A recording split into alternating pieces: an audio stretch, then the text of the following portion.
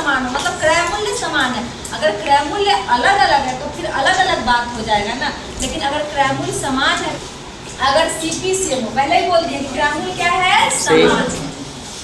तो कह रहा है कि एक वस्तु को, पहली वस्तु को 40% के लाभ पर बेचा, कितना पे बेच दिया, 40% के लाभ पर, और दूसरी वस्तु को 30% के हानि पर बेचा। कितने प्रतिशत के हानि पर? 30% हानि पे। तो दोनों वस्तु का सीपी सेम है।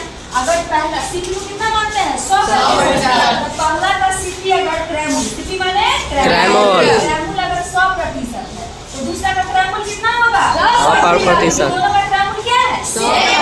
चलिए, तो ये कह रहा है कितना में बेचे, 40%। तो कितना पे बेचा, विक्रय मूल्य कितना होगा, और इसका विक्रय मूल्य कितना होगा, 100।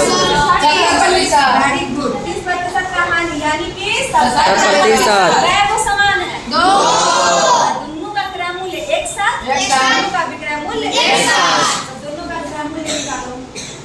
इसमें है 100%, इसमें 100, कुल कितना,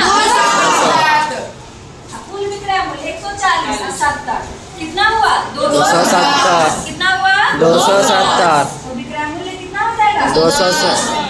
लाभ हुआ कि हानि, कितना रुपया का, कितना रुपया का लाभ हुआ, 10 रुपया का। तो हमको लाभ प्रतिशत निकालना है, क्या निकालना है, लाभ प्रतिशत। तो जो लाभ हुआ है वो 10 बटा में किसको लिखेंगे, कितना है, 200। सीपी कितना है, 200। तो 10 बटा में 200 गुना में 100।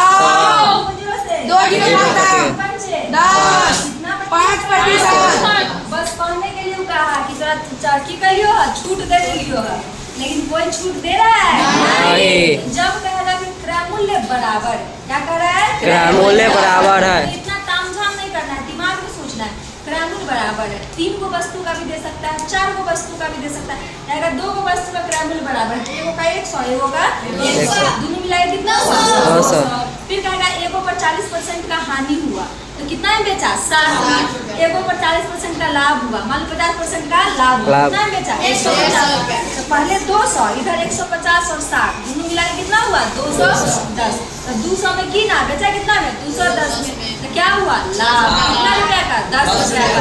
अब कह रहा लाभ प्रतिशत निकालो, तो सिखाए थे कि लाभ और हानि जो भी होगा वो कहाँ आएगा, ऊपर, हेड कहाँ आएगा, नीचे, और प्रतिशत में बदलना, इसमें 100 से क्या करेंगे, तो जब क्रय मूल्य बराबर हो तो हम कैसे लाभ हानि या विक्रय मूल्य निकालेंगे, यह आ गया समझ में, जी मैं।